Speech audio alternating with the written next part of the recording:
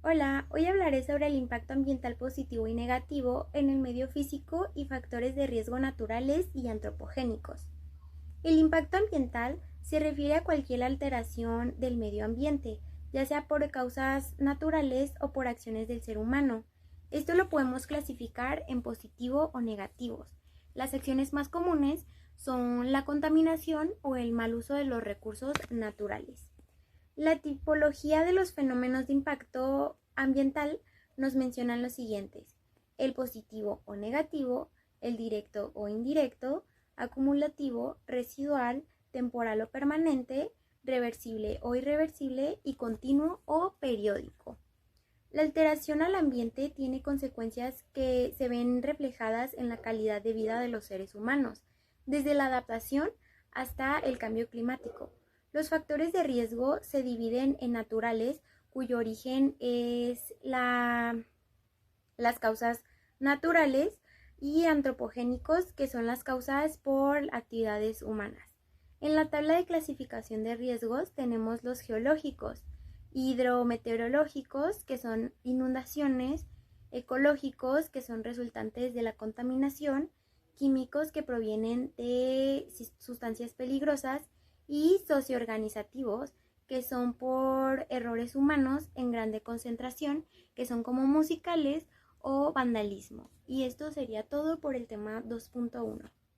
La Hola. huella ecológica es una forma de medir el impacto que la humanidad impone en el planeta. Es la superficie ecológicamente productiva necesaria para producir los recursos consumidos por un individuo, una zona, una comunidad. Se utiliza como indicador de escala internacional de sostenibilidad para medir los impactos de nuestros hábitos en el entorno. El concepto de cálculo de la huella ecológica surge de siguientes aspectos.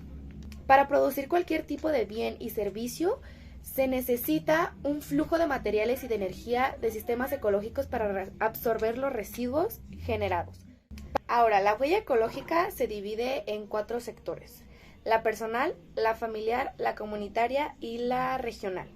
La huella ecológica personal no es un concepto para culpabilizarse de algo que ya le está pasando al planeta desde hace mucho tiempo, sino es para tener en cuenta el estilo de vida que uno lleva al utilizar los recursos naturales para su día a día, para sobrevivir, para seguir viviendo.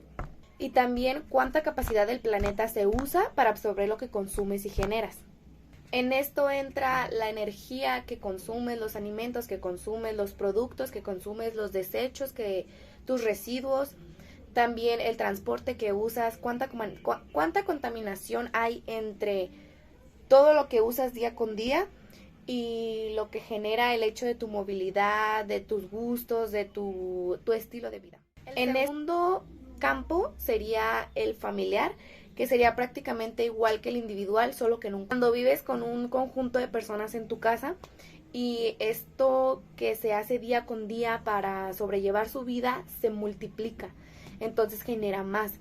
No es lo mismo, no es el mismo residuo que genera una persona que vive sola a una persona que vive con 5, con 6. Ahora, en cuanto a la comunitaria y la regional, sigue siendo como que el mismo patrón, que nomás se van adjuntando personas, pero a diferencia de la familiar y la personal, la comunitaria y la regional son responsabilidad de todos. Y la regional es responsabilidad de un país entero, de un estado entero, en donde se tiene que sustentabilizar el uso y la genera de residuos. Entonces, la huella ecológica tal cual es un rastro de lo que vamos dejando al estar en constante uso de los recursos naturales. Claro que el dejar de utilizar dichos recursos sería imposible, pero lo que sí podemos hacer es tener más conciencia de el nivel en el que estamos desperdiciando los dichos recursos. Para esto podemos optar por opciones en las que estos recursos sean nada más los necesarios y no desperdiciemos para que no sea un impacto más grande. Pues nada, estar conscientes de que al final de cuentas necesitamos de estos recursos y estos recursos necesitan de nosotros para seguir estando bien. Y si los malgastamos de mala manera, al final de cuentas los perjudicados vamos a ser nosotros mismos. Entonces hay que intentar no tener una huella ecológica tan presente o tan marcada, y eso solo se puede lograr iniciando desde uno mismo. Gracias. Pues nada. Indicadores y criterios de sustentabilidad.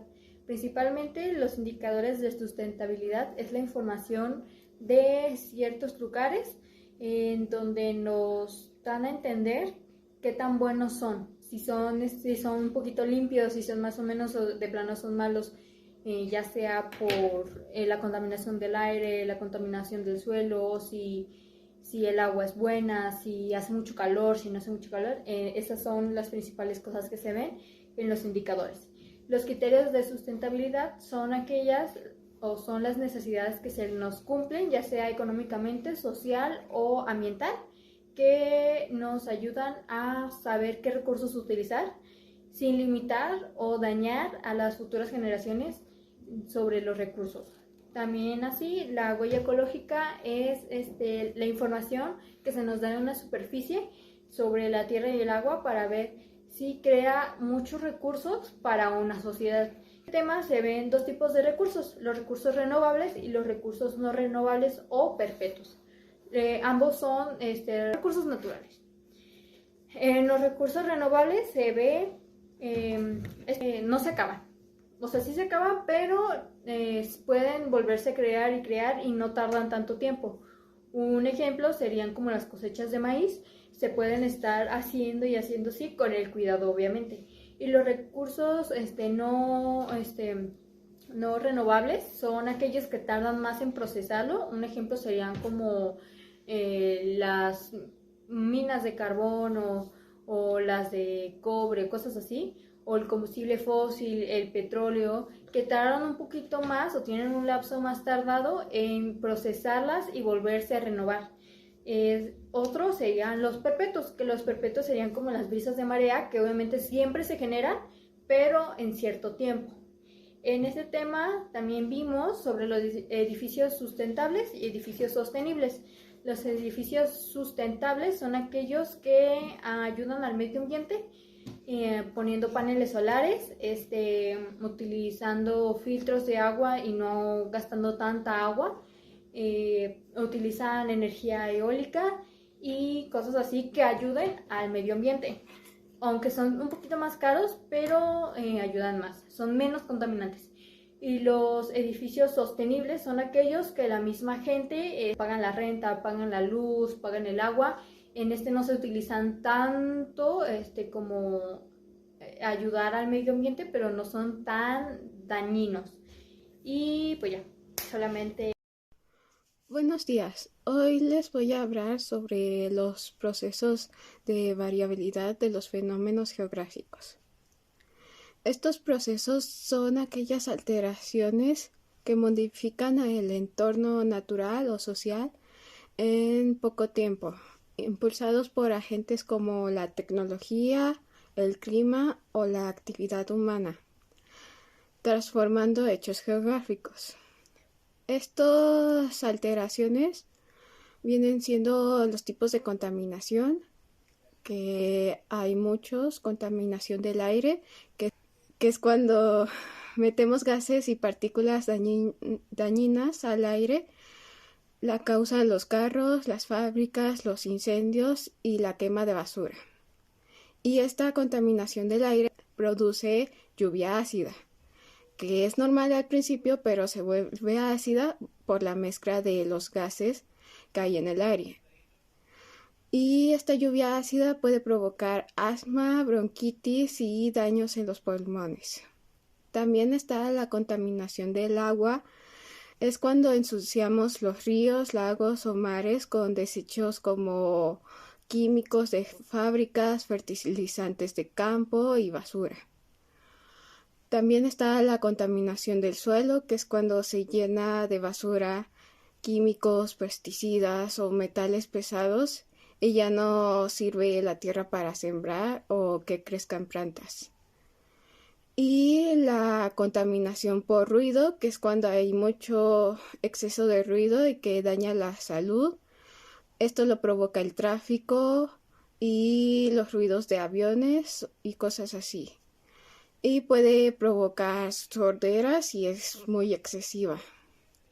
Y por último, pero no menos importante, la contaminación térmica o de calor, que es cuando hay mucho dióxido de carbono en las primeras capas de la atmósfera y causa que la temperatura en la Tierra aumente.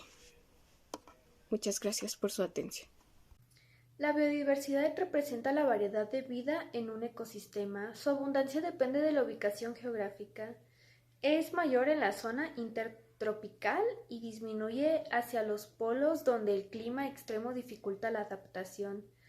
Perderla es grave porque altera el equilibrio ecológico y pone en riesgo nuestra supervivencia, ya que dependemos de la naturaleza, además afecta la salud humana y daña la identidad cultural.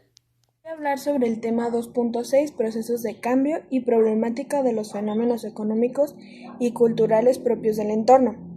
Este tema trata sobre cómo la economía y la cultura de nuestra zona cambian con el tiempo y qué problemas generan estos cambios.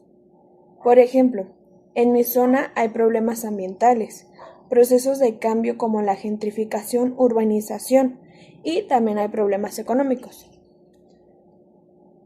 Ahora mencionaré 5 problemas que hay en mi zona, basándome en lo anterior. Acá por Santa Margarita, que es por donde yo vivo, hay mucho tráfico y eso hace que haya contaminación de aire. Hay gentrificación en las colonias, por ejemplo, las rentas son muy caras por acá, por las personas extranjeras que se vienen a vivir. Otro es el desperdicio de agua. He visto que las mamás dejan a los hijos que jueguen con el agua y no les dicen nada. Y uno de los que más se me hace injusto es la informalidad laboral, que cuando ven a los muchachitos de 17 para abajo, se aprovechan y no les dan seguro, les pagan muy poco y todavía les exigen mucho más de lo que deben hacer. Y por último, la pérdida de tradiciones por las colonias acá. La gente de ahora pues te juzga por asistir a las fiestas patronales, que a los eventos así de colonias y no a las plazas, como Andares, Plaza Patria, galerías y así. Y esto sería todo por el tema. Bueno, ahora hablaré sobre el tema 2.7, bases de la legislación ambiental existente. Este tema nos explica que para que el ambiente se proteja de verdad, no basta con decir, hay que cuidar la naturaleza. Se necesitan leyes y reglamentos que obligan a empresas, gobiernos y ciudadanos a respetar el medio ambiente. El objetivo de este tema es que conozcamos los lineamientos de la legislación ambiental vigente en México, o sea, cuáles son las leyes que se usan para frenar la contaminación, la deforestación y los proyectos que dañan la naturaleza. Primero, la Constitución en el artículo 4 dice que todos tenemos derecho a un ambiente sano, de ahí salen las demás leyes. La más importante es la Ley General del Equilibrio Ecológico y la Protección del Ambiente, que es como la ley madre. Esta dice que si una empresa quiere construir algo grande, tiene que hacer un estudio de impacto ambiental y si va a dañar mucho, no se aprueba. Estas leyes sirven para que el gobierno y las empresas no destruyan la naturaleza por dinero.